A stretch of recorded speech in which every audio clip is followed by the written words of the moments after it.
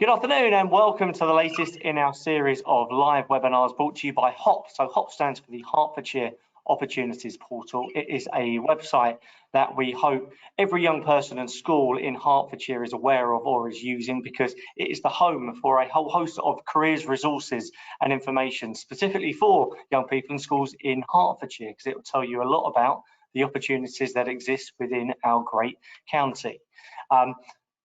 On HOP, we have hosted a number of these webinars going back over the last 2.5, 3 years. And the purpose of these webinars is to give you the opportunity to listen to some experts from Hertfordshire's industry about particular careers. So every week we tend to pick on a different career or in a different industry, to talk about what opportunities exist within that one. Now, today's one's slightly different, and it's to commemorate this week is National Careers Week. So today, our theme is going to be careers with a disability, and it is to give you some guidance and some advice, and hopefully a lot of reassurance as well, about the sorts of careers that are available for anybody with a disability and the support available to you. So I'm going to introduce my panelists. I'm going to ask them to tell you a little bit more about themselves, for the purpose of this webinar. So before I do that, just a little bit of housekeeping. Hopefully you can see and hear all of us, but any of you that are watching this live at the moment,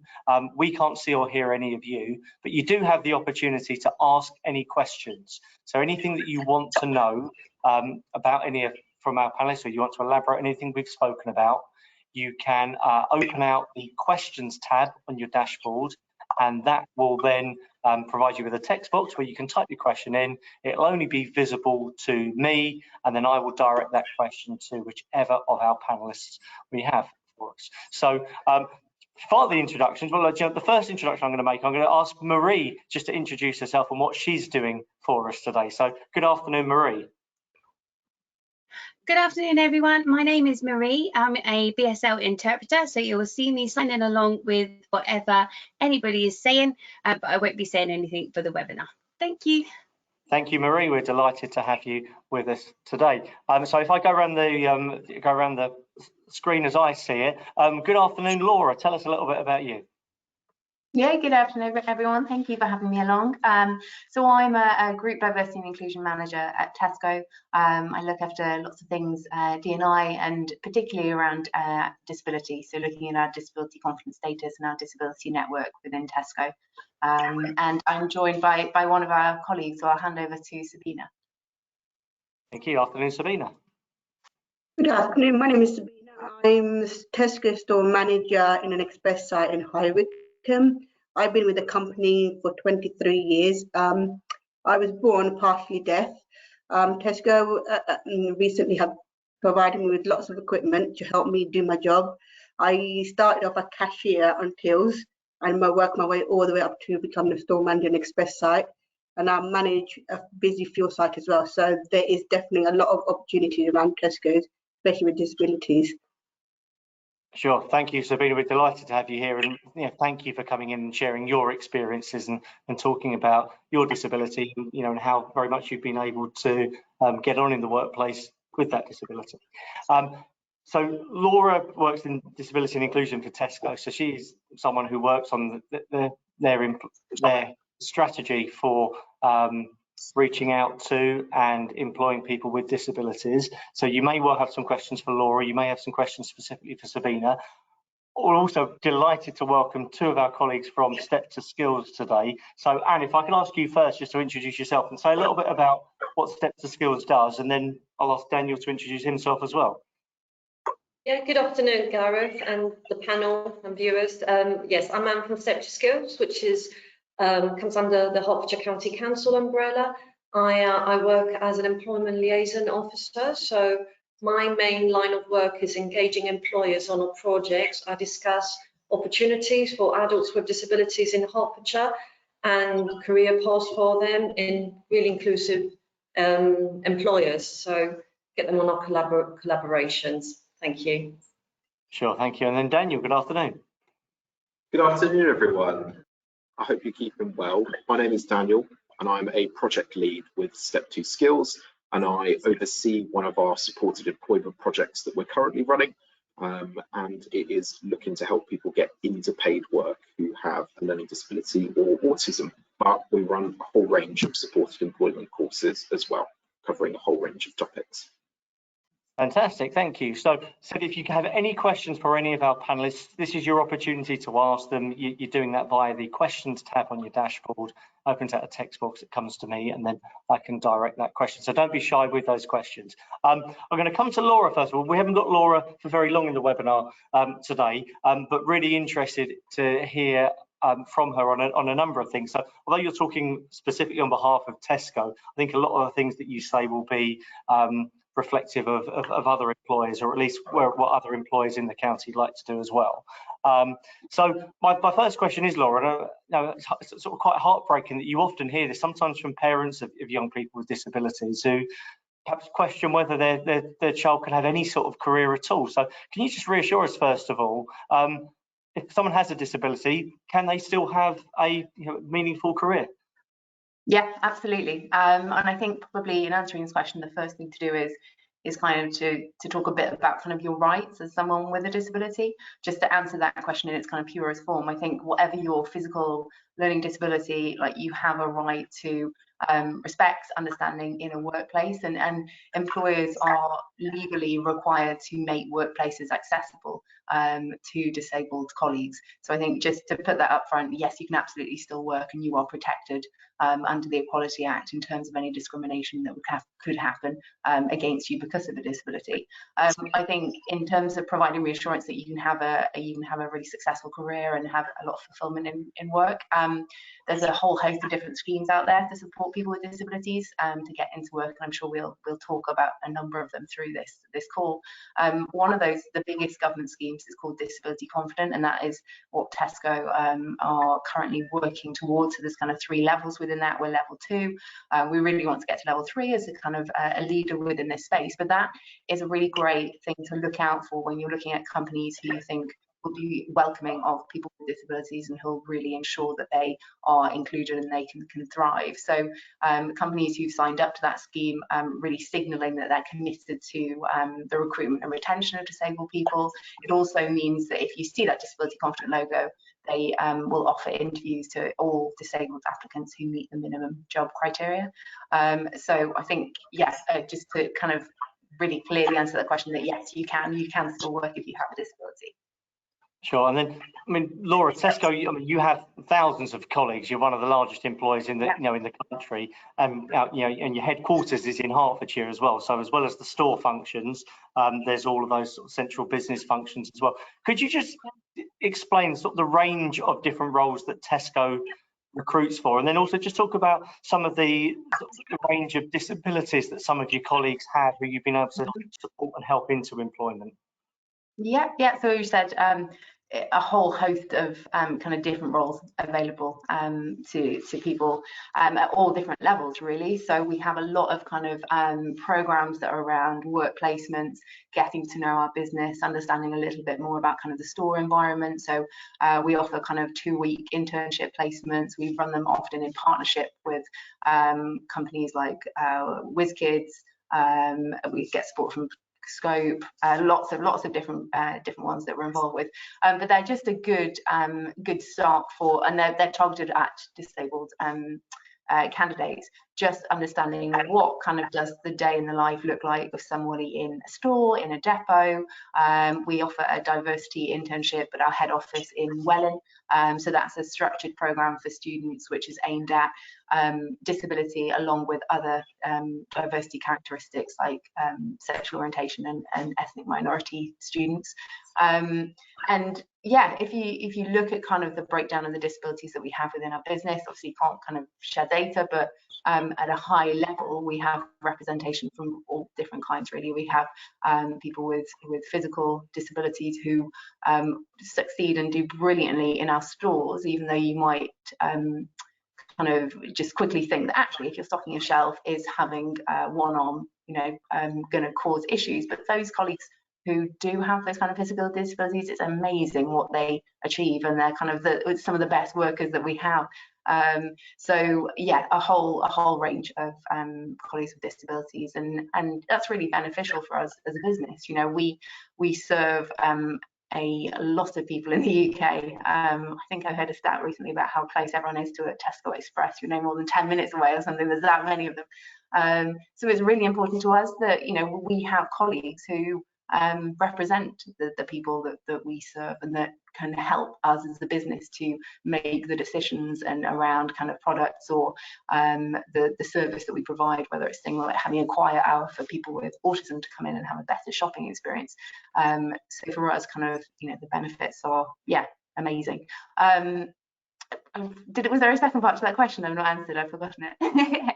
Yeah, no, I think you've answered it. So my follow-up to that question is going to be, Laura, what you're describing there is this isn't just a tick box exercise for Tesco, is it? It's not about we've got to have a quota of people with disabilities. It sounds like you're, you know, sort of really proactively seeking, because you know that people with certain disabilities come with particular skill sets that are going to be really valuable to you as an organisation. Yeah, definitely. You know, we across all the whole diversity spectrum, we want to have that within our business. I think there's a lot of research out there that shows, you know, if you have a diverse team, if an inclusive team, like better business results. But we also find, and I think this is again kind of shown in external research, that often the people who work for us who do have disabilities, they're the ones who are kind of the most loyal, the, you know, high performing. They stay with us for a long time, and at the end of the day, as from a purely business perspective, it makes sense for us to do all that we can to support those individuals, including if you gain a disability in your time being employed by us, because it's going to save us time of kind of going out to the market again, looking at the costs of kind of re-recruiting. So just being accessible and being supportive through the application process for people with disabilities, it's opening up, you know, a whole load of talent to us. And we know that, you know, kind of getting talent into the business can be a challenge at times. So we don't want to exclude anyone. So as kind of accessible as we can be, and as open-minded as we can be about kind of bringing disabled talent into the business, we're all for it. We're kind of you know, doing all that we can in terms of reaching out to those candidates and supporting them through the journey. Sure, okay. And I'm going to ask you this question first of all, Laura, then I'm going to pass it on to Anne and to Dan. And I know that you've probably got to leave us, but it's the question that's on the screen at the moment about what are some of the more common myths that perhaps either individuals have or perhaps employers traditionally have had about recruiting somebody with a disability. What are the sort of things that you quite often hear that you're quite keen to myth bust? Yeah, I think it can be a couple of things. I think sometimes people think that people with disabilities, when they get into the business, the adjustments that they're going to need are going to be expensive, really expensive.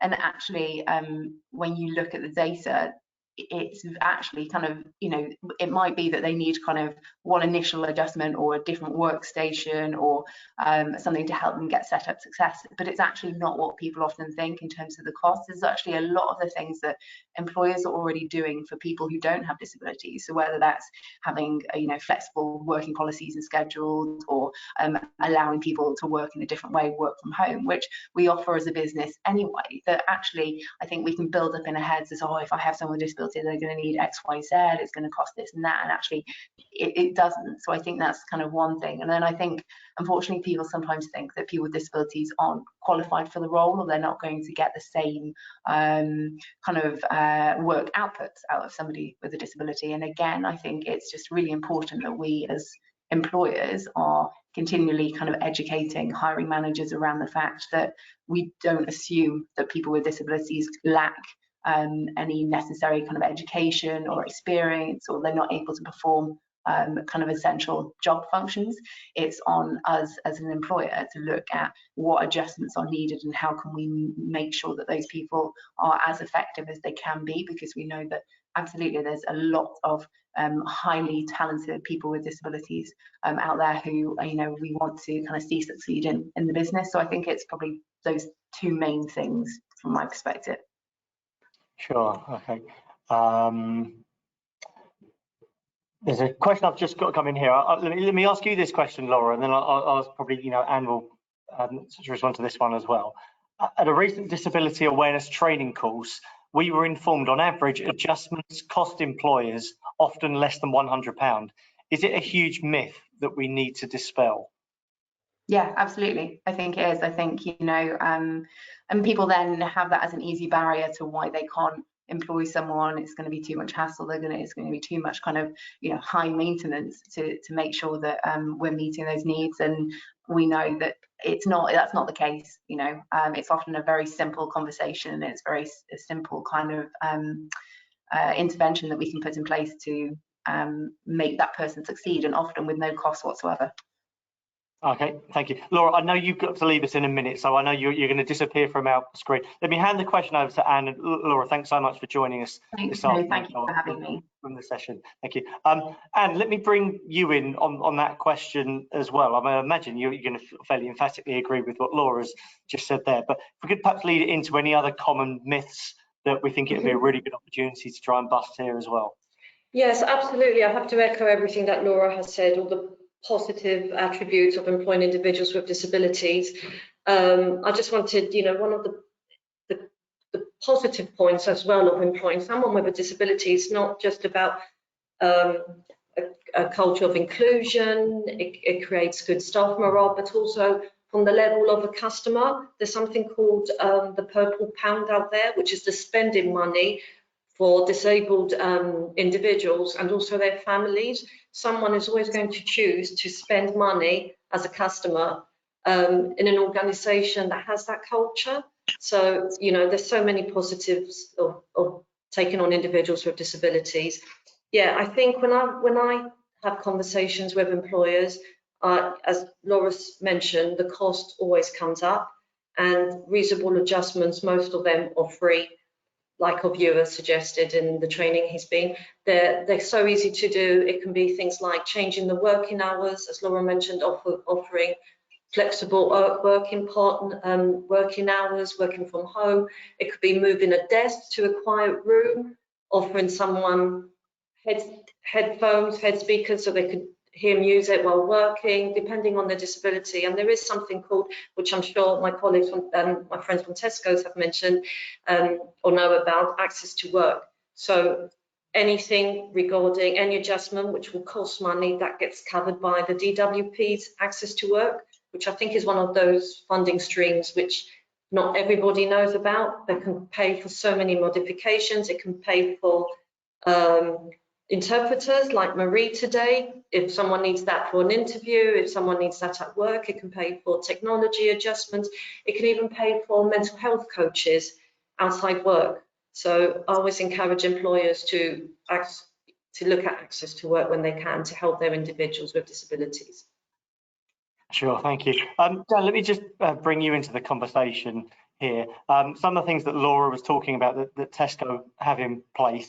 I mean, obviously Tesco's a very large organisation, and they've got the sort of scale where they can implement these really sort of proactive measures. But are you seeing this as something increasingly employers in Hertfordshire are getting better at? And yeah, I mean, in terms of the statistics on people who are employed with a disability, it's not where we would like it to be, but it's massively improved over the years, and it has improved in Hertfordshire compared to the rest of the country quite significantly. We do perform a little bit better.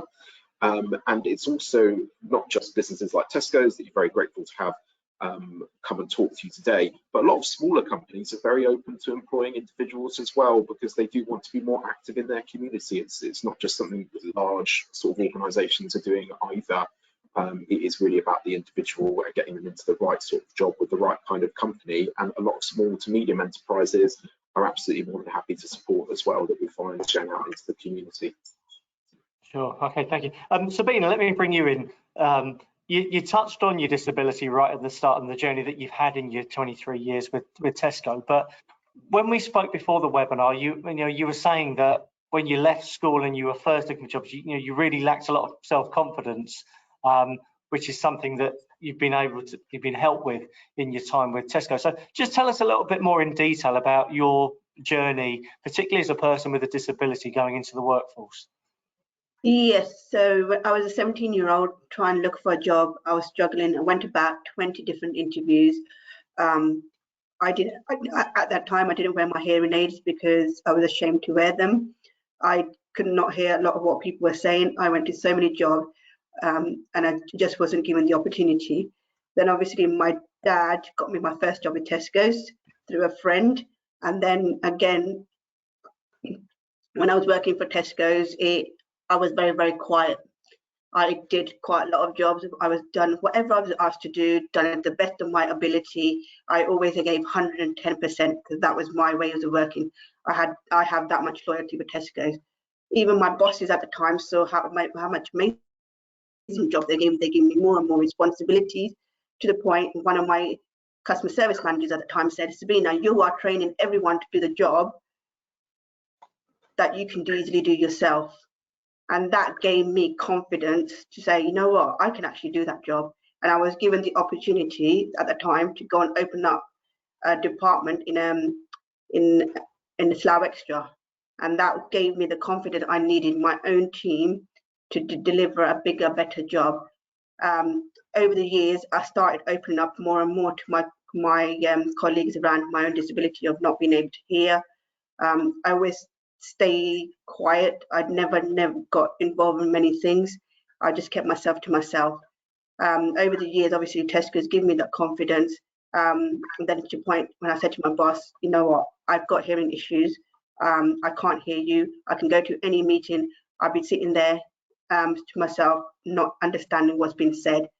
And then obviously that's when my personnel manager at the time said, you know what, Sabina, we need to support you to get the support that you need to be able to do your job better and make sure you understand what you need to do and what's available within Tesco's. And obviously that helped. What the other trigger was, my son was also diagnosed with exactly the same partial deafness as well. I thought, how can I support my son when I'm not doing anything about my own disability? So we, as a team, we both made a lot of changes around the house, at school, for him, my son, and then obviously work-wise as well. So I started opening a lot about my own disability. And then obviously with Tesco starting getting more involved, wanting to hear people with actual disability, what they can do better, it helped. And as you were saying, Anne, about access to work, they've been amazing. I've actually used them. They've helped provide speakers. Right now, you can't tell I'm using a speaker. They've provided me with, I'll just show you one. They've provided me a speaker, a Roger Phonak speaker, and it's amazing. I can hear very clearly what's been said in this seminar, and I can understand everything that's been said. It has helped me with my confidence a lot. It's also helped me with my speech a lot. I do still stutter a lot, but it's a lot better than what it used to be. Sure. Sabina, I'm sure I'm talking on behalf of everyone watching this, but that's an incredibly inspiring story, and really grateful for you opening up and sharing that. So if I'm going to ask you to be really, really reflective now and think, if you could go back in time and talk to your 17-year-old self, and there may well be some 16, 17-year-olds watching this at the moment who may have a disability, or there may be parents of young people with a disability, what would you tell yourself? What things might you have done slightly differently at that earlier point in your working career? Open up. There are people out there do care. We just get into this the bit where we feel people don't care. People do care. Even especially if you speak to your workplace or where you go for an interview, explain to them what the disability is. They can provide you with the support that you need. There is so much out there. It's opened my eyes up as well. There is so much out there for all of us. It's just that we need to know what it is and have access to all the information. Sure. Okay. And then Samara, so just to round off, just tell us, what's your actual day job now? So what do you do day to day? What have you been doing earlier today before coming on this webinar, for instance? So I'm at the moment the store manager for Express site in High Wycombe. So my day job is I manage a busy fuel site. And then obviously we have an online service. We have about 8 different expresses nearby where I am. I support my colleagues in all the shop. I travel around supporting my new colleagues and stuff. So we all had clusters and stuff. I'm now in charge of my cluster in High Wycombe area.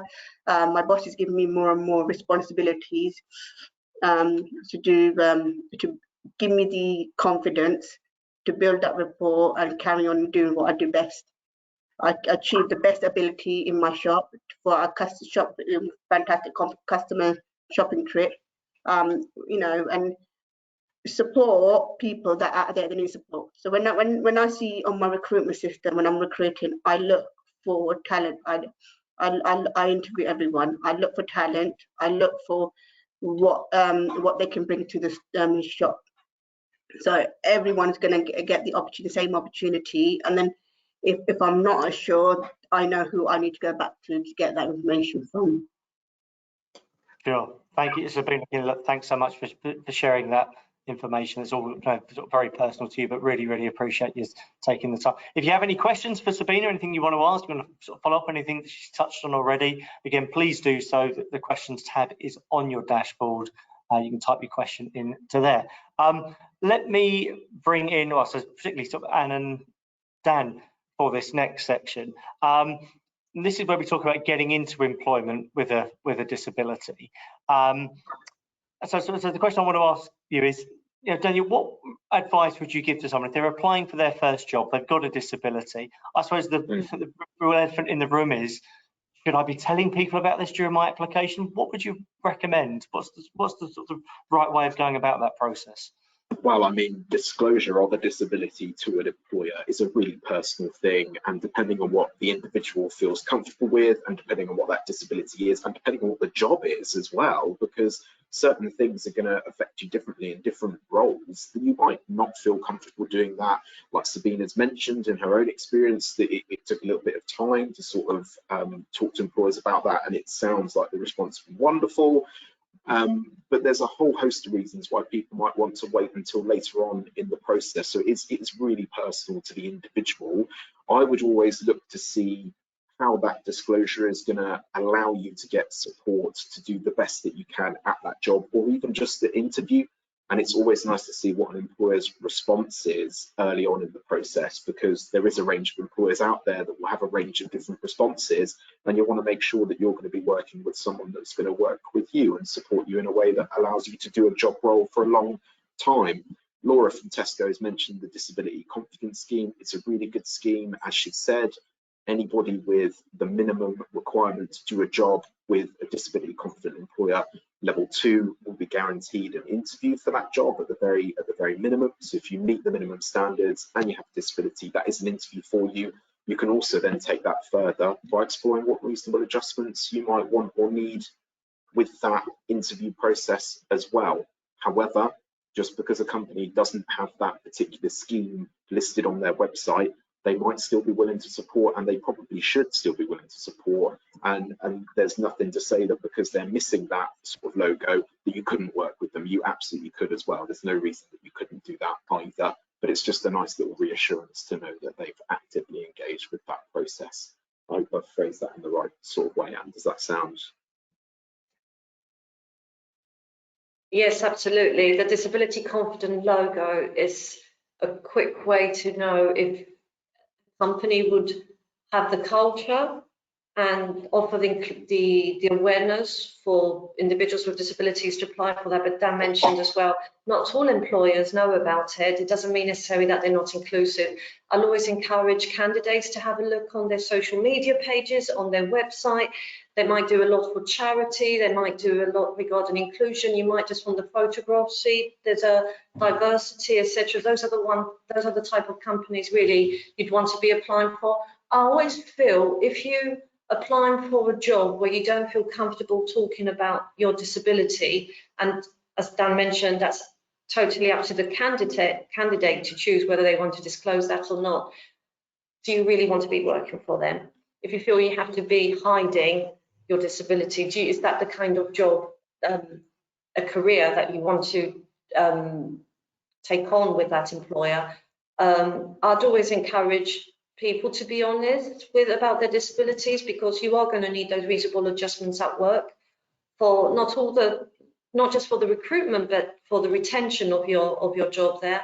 And yes, the disability confidence scheme is something really good to look out for. The logo Gareth has shared there on the screen.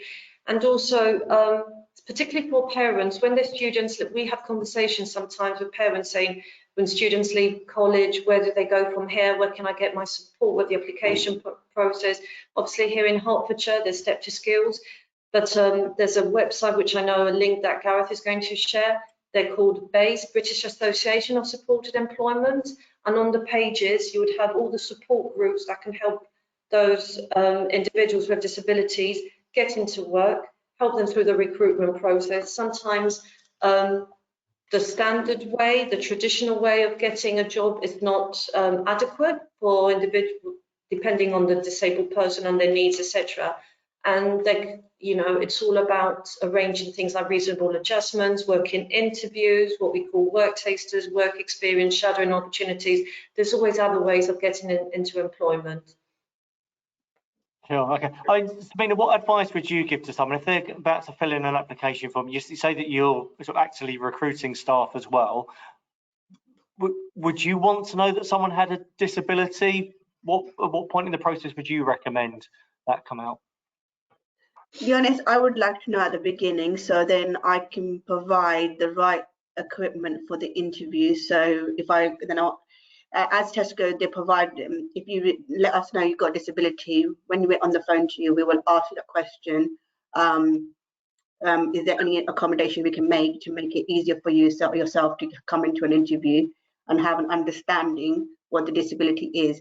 And then obviously what we can do is get on it and then get in contact with occupational health as well, get a bit understanding what support we've got available, to make it easier for them to do the job. There is loads of job within Express as well that you can do with a disability. It's just to know what it is, what we can accommodate, and what departments. Yeah, fantastic. Okay, so I think we've probably covered all of those questions that are on there. But again, if you're watching this live at the moment and there's anything that you want to ask or you want to follow up with, then please do drop your questions in so we can try and answer those for you. The next sort of couple of discussion points here is just, I'm just interested to know, Dan, the sort of the trends that we're seeing at the moment, the sort of trajectory we're on, particularly within Hertfordshire. You know, are there more people with a disability who are in employment now? What are the local and national trends that you can tell us? Well, locally, we are performing better than the East of England and than England as a whole, but that's not a historical trend. It's the current figures comparing like for like over the same period of time. Historically, it really goes up and down, to be honest with you, because there's loads of different factors that will be involved in that, and some of that's to do with different schemes that are available at different times. Some of it's to do with other wider things that are nothing to do with employers' attitudes. It's to do with the wider economy.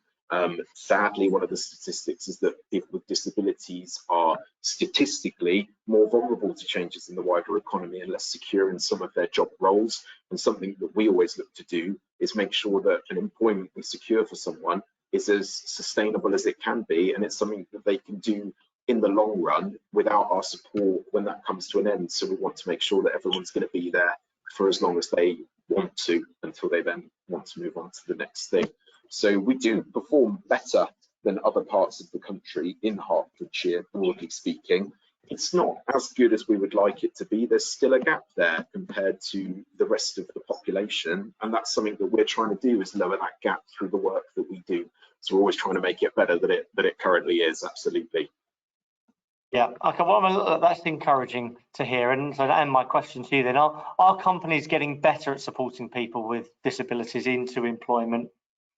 Yeah, absolutely, absolutely. I've got a little stats here which might be of interest. This is taken from the ONS from 2022, because obviously 2023 is still quite new. The number of disabled individuals in employment is still 28% lower than non-disabled, which is 81%. So during the pandemic, obviously, that number was much higher, that percentage was much higher, and in 2022, it lowered down to 28%. So it's good, but obviously there's still a lot of work to do. So we get in there. I know when I first started supporting individuals, disabled people, having conversations with employers, I'm going back a few years, but obviously the first, sometimes employers used to say, oh, we want to support, but we can't do that. We're not big enough. How are we going to put a ramp in? Everyone used to think classically, and someone who's a wheelchair user, someone with a physical disability. And just to show another stat, it's only less than 10% of individuals with a disability are wheelchair users. So that has changed so much. Employers are definitely more inclusive, welcome applications. I mean, employers want to take on good staff, good employees at the end of the day. So whether you have a disability or not, that shouldn't be a barrier. It's all about the adjustments we can accommodate someone who has a disability in order to work for us. So if someone wants to work and can work, employers should welcome any participant really, whether they have a disability or not. So yes, that's definitely got much easier through the last 2 years, but the pandemic did have a big effect on individuals with disabilities. I don't have the stats right now, but the numbers of unemployed really grew during the pandemic, obviously for everybody, but especially with individuals with disabilities. So yeah, it's getting better. I'm finding the younger generations are so much more open to this. The culture has definitely changed, yeah. Okay, so I mean, blue sky thinking, let's look ahead to the end of the decade, forward to 2030. What sort of statistics or what things would you like to be reporting if we were running this webinar in 7 years' time, Dan? I'll speak because I've still got my microphone on, and I don't want to be out of a job because I love what I do, but hopefully in 2030 you won't need organisations, supported employment, to have to educate employers about the benefits and the resources and the adjustments you can do to take on individuals with disabilities. Hopefully that will just be part of everyone's culture. Everyone would know about access to work, they would know about the disability confidence scheme, and applications will just be open to everybody. So that's kind of a little dream, although I don't want to be out of a job straight away, but hopefully we wouldn't be needed. Sure. Okay. Now I recognise that position that you're in and you've just described there, and that's the best way of world. That is a positive vision for the future, isn't it? I'm keen to take any questions. So if anyone has got any more questions, there's a couple in there already. If you have got any, this is probably your last chance to get them in. I just wanted to share with you some details of a couple of organisations and websites that you might want to have a look at. And I'm going to get, well, Dan, if you could just tell everyone, what might they find on Step to Skills website? And that's the QR code that will take you directly through to that. Step 2 Skills is always working to the supported employment model. That's a specific way of supporting adults into employment. So we do place and train people into specific job roles with specific employers. It's all focused around that individual person. So there will always be something there doing that in one shape or another. However, we do always have other projects that are always popping up, because what we like to try and do is identify what the local needs are and work to support that as well. So it might be that we've got even more going on at a time that you do look. You'll also see on our website a lot of our education courses that we run in the community for adults as well, which is a broad range of things such as your English and maths qualifications, but also more wellbeing focused courses too. And things that can often be industry specific. We run occasional courses about getting into certain sectors as well. It's separate from our employment support, but it is something that you'll see on the Step 2 Skills website, and we'd be more than happy to support people with those courses as well if you want to see those. So you'll find a lot of information about our employment support and how we operate, and a way to refer as well. It is always for those who are adults, because there's certain laws around how long you've got to be in education and things like this. So I appreciate might not be appropriate for the age range of some of the people listening and watching, but absolutely check it out, and that'd be really good to see. Sure. Okay. And you referenced BASE earlier. Do you just want to remind us what that means and what information they might find on that website? Yes, so BASE is a national organisation. It stands for the British Association of Supported Employment, and Step to Skills, the supported employment projects, follow the BASE model, which is a trial and tested model to help disabled people get into employment. I would recommend, obviously, whether you're a Hertfordshire resident, but anyone who might see this outside of Hertfordshire, it would have a list of all the organisations that follow the BASE model to help you get into work. So as what Step to Skills do for Hertfordshire County Council, there's organisations that do this all across the nation to help individuals. So it's really worth for parents and students to check out. Sure, okay. And then the other QR code, then, that'll take you straight through to Tesco's careers page, general careers page on there. Okay, so look, I've got a couple of questions. They're mostly for you, Sabina, but let me ask you the first one. So someone's very intrigued by the device that you showed us earlier, that you had. I don't know if you could show us it again. But the question is that something that's given to you by work to use at work, or is it something that you have with you 24/7 and you use in your personal life as well? So this one, obviously, this Tesco has given to me to use. I can't. It is supposed to be for work, but as I travel around a lot, I keep it at home as well. So I've added it onto my own insurance as well, home insurance. So if it does go missing, then I've got it covered, so it can get easily replaced. It's amazing. You know, it's a headphone, just like, and I can hear very, very clear. The background noise is gone. And you know, I've got kids at home as well, but I can't hear them in the background. It's so much clear. And obviously, I lip read as well. I'm not lip reading as much as I normally do because I can hear a lot more clearer. This is fantastic. I love it. Yeah, fantastic. Good question here. I don't know whether Anne or Dan wants to take this one. It says, my son has autism. Are there any particular careers that may be more suited to him and his condition? Yeah, I mean, there's a lot of misconceptions about people with autism being particularly good at particular things. So I'd be hesitant to list some of those stereotypical careers that someone with autism might be interested in. We do see a lot of people interested in those careers, but it's not to say that you'd be limited to those things as well.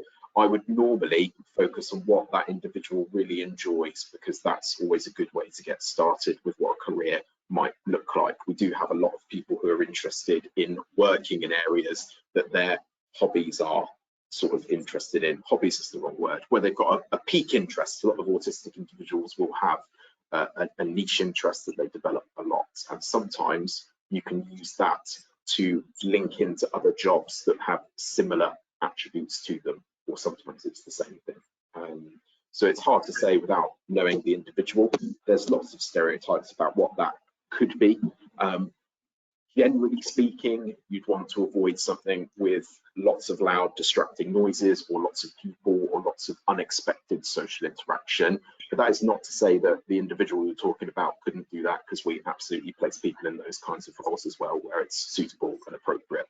So that's a bit of a mixed answer, but that is the truth as well. There might be something that you're particularly suited to with your skill set, and there'll be other things that really don't work for you, and it's just about what that individual would be interested in doing. Sure. I mean, Sabina, as an employer, is that something you're mindful of, that there are perhaps these misconceptions that perhaps particular disabilities lend themselves to particular careers, or perhaps provide barriers to particular careers? As Daniel said, everyone's individual, everyone's disability is individual. What you can do, what your passion is down to the individual person. I'll be honest, I'll be able to tell if getting to know the person what they can do. Even through Tesco, we have an apprenticeship scheme. You can get math, English out of it. You get one-to-one support with someone who can come and help you do a retail apprenticeship and get a certificate at the end of it. And then again, they will teach you everything you need to know. Then obviously you work liaise with your line manager to understand what you need to do, how you do it, and it's all there. It's down to individual person. You wouldn't be able to tell what needs one person needs, because even with autism, I've got a bit of experience with that as well. everyone's autism is totally different. So it all depends on the individual person, to be honest. Sure, okay. This one's quite a tough question, but I think it's a really good one to ask. It says, as a teacher working in an SEN school, we often have conversations with students about their careers that they have. And we know in our heart of hearts, sometimes they're talking about a career that they just can't access. How would you recommend we broach this with students? Can I answer that? Just from the days when I used to work directly and we had the youngsters, the most famous one was, I want to be a YouTuber, I want to be a YouTuber. And I'm not saying that one day you're not going to be a YouTuber, but I think it's about working with young people and being realistic about the options there, and also about looking what the economic situation is in that region, what actually skills are needed, what careers are going. You know, everybody needs a job.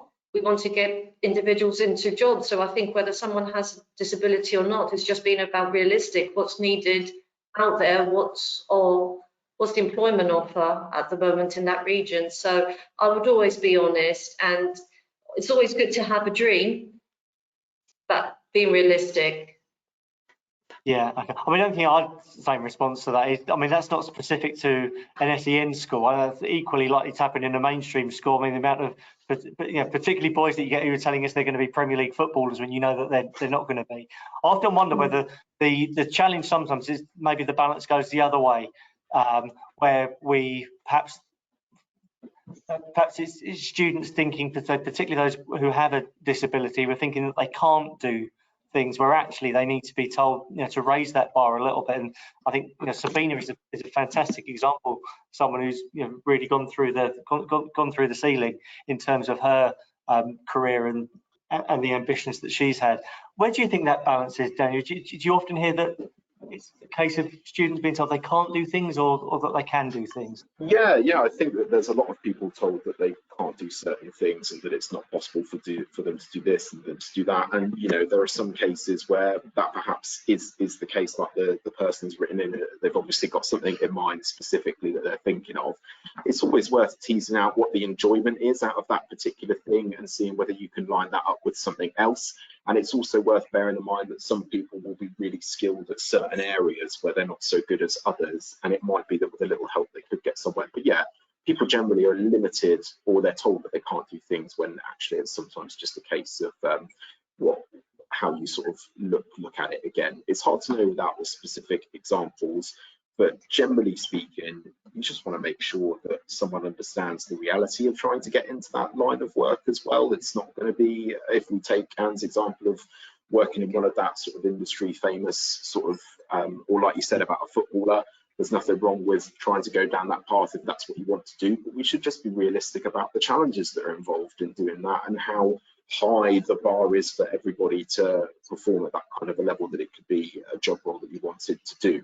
Is there something in that field that's more related? We're supporting someone at the moment who's qualified to be a coach, and they're looking to get set up in a job role as a sports coach, which is very similar to their passion. It's in the same industry. They've got a lot of skills there. We're just looking at how we can support them to be able to do that job role. And actually, we're looking for a British Sign Language interpreter for that person who understands football slang, and that's quite a difficult moving picture, where we're looking for somebody who can use football references specifically to the pitch and to play and things like that to try and help that individual with that particular job role. So I fully understand that people often have really high expectations of what they want to do for a job. It's always good to look at what you enjoy about that, and it's always good to be realistic about what the process to try that would be. Because sometimes people are happy having something be an interest of theirs if they know that the career version of that would result in very rarely making any money, or coming with lots of additional struggles where you can actually do some work in a similar industry with similar skills and actually have a larger amount of money coming in. Another good example for that specific thing is that we get a lot of people that want to be video game designers, and actually they've got loads of coding skills because of their interest in that, and they've done a lot with computers.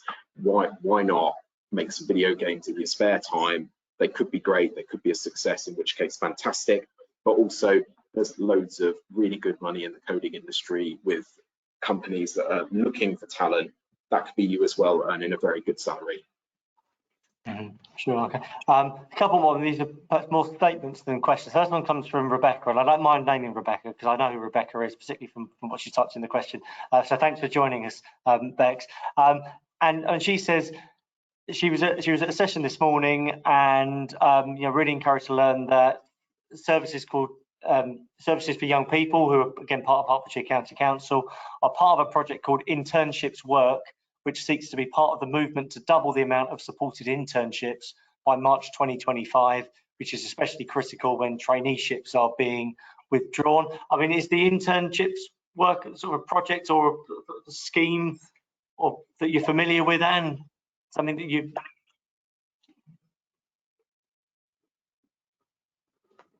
Sorry, I think I'm going to leave this one with Dan, not for the area I cover, not for the adults that we help or support, but Dan, one of his projects is the local support employment, which is in collaboration with Services for Young People, so he might be better to answer this. Yeah, I'm currently working with Services for Young People in a collaboration project, and they are starting to do the supported internship model.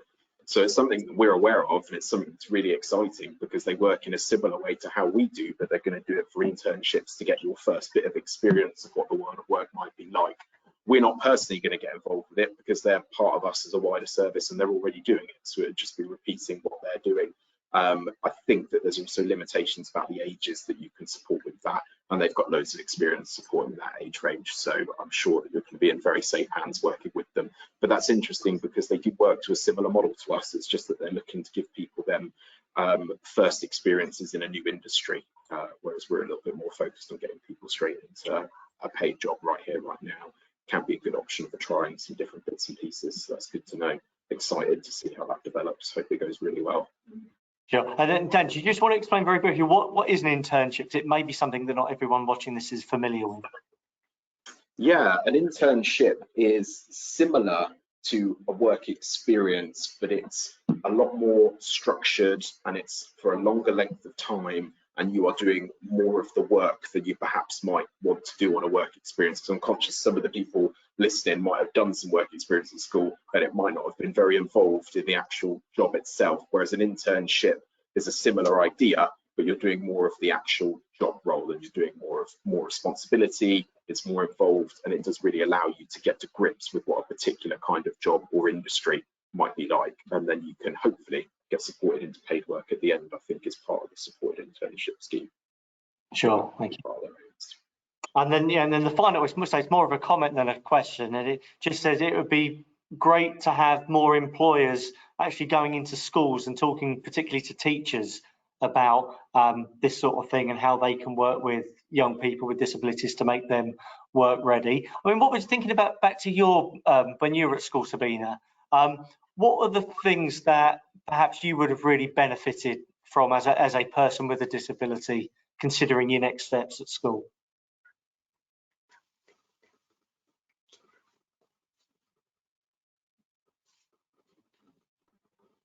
Oh, don't know if you caught that one, Sabina. I lost you there. What was the question? Sorry, the question was, there was a comment around there about the importance of employers going in and engaging with particularly school teachers working with young people with disabilities. If you were talking to an employer now, thinking about your experiences at school, what sort of messages would you have wanted your teachers to have had in trying to support you? Back 23 years ago, teachers were not educated about disability and everything now. But if I think about teachers now, and I think of my son's experience now, their teachers know a lot more around disabilities, what's going on. And I would always say, be honest about disability, how it affects you, what support that is out there. Just be honest about it. Sure, okay. I think that's a really good message, and so I think that's been a common thread as we've gone through this webinar. So we've got no more questions, so I'm gonna wrap that up here. But first of all, I'm gonna thank everyone who's in our live audience who's contributed with some really, really good, thoughtful questions and some really thoughtful discussion points as well. So thank you. Thank you to our wonderful panelists who have joined us today. So to Dan and to Anne from Step to Skills, to Sabina and Laura, who was with us earlier in the call from Tesco. I mean, Sabina in particular, thank you for sharing your experiences with us. You know, that's really inspirational, and I hope that anybody watching this who perhaps either has a disability themselves or is a parent or carer of or a teacher of a young person with a disability can really take that inspiration from some of the messaging that you've given us today as well, and that will help. Just a reminder then, so if you weren't already familiar with HOP, we hope it's a website that you will go to. This video that we're recording today is available on our YouTube channel. We've recorded over 60 different webinars that focus on all sorts of different careers. Next week, our careers webinar will focus on careers within TV production. So if that's something that's of interest to you, or you have family or friends who might be, then do tell them to have a look at our site, and they can register to take part in that as well. So thank you very much to our panelists, to Marie as well for providing the BSL interpretation for us today. That's very much appreciated, and we wish you all a very pleasant evening. Thank you.